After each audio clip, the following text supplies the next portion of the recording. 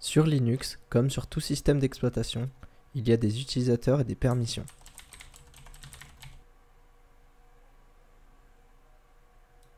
Sur Linux, le compte administrateur a par défaut toujours le nom root. Cet utilisateur a tous les droits. Il est déconseillé d'utiliser Linux constamment avec l'utilisateur root pour éviter les fausses manipulations qui pourraient effacer des dossiers et des fichiers importants. C'est pourquoi Ubuntu vous a créé un utilisateur secondaire. Parfois, sur Linux, on a besoin des droits administrateurs pour modifier des fichiers de configuration, ou installer un programme, ou autre.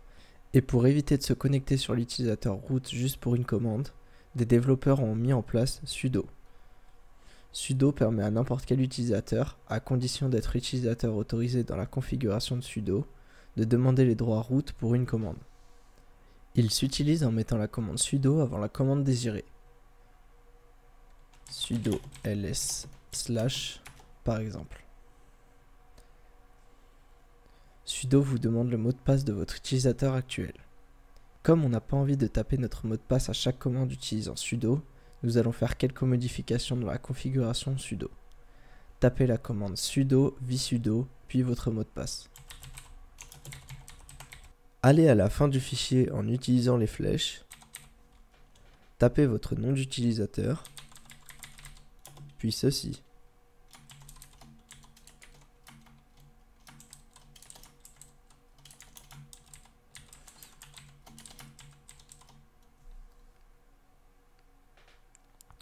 Pour enregistrer les modifications, appuyez sur CTRL et X simultanément, puis sur O, puis sur Entrée. Voilà, désormais vous n'aurez plus à taper votre mot de passe pour chaque commande qui utilise sudo. Chaque fichier et chaque dossier appartient à un utilisateur et à un groupe. Seul l'utilisateur root peut accéder à tous les fichiers et tous les dossiers sans restriction. Sur Linux, la structure des fichiers et des dossiers est différente des autres systèmes d'exploitation. La racine du système de fichiers se situe dans /cd/. La racine des comptes utilisateurs se situe dans /home. On voit bien qu'on y trouve le dossier racine de l'utilisateur tutoriel. Dans cette partie, je vais vous lister le contenu des dossiers accessibles depuis la racine du système de fichiers.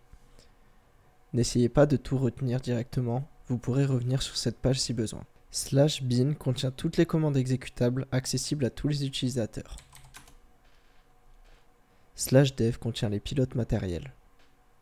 /etc contient les fichiers et les dossiers de configuration des programmes. /lib contient les librairies partagées. /boot contient les fichiers servant au boot de la machine. /home contient les dossiers racines des comptes utilisateurs. /mount est utilisé pour les périphériques contenant des systèmes de fichiers, comme les clés USB. /proc contient les informations sur tous les processus en cours. /tmp contient tous les fichiers temporaires.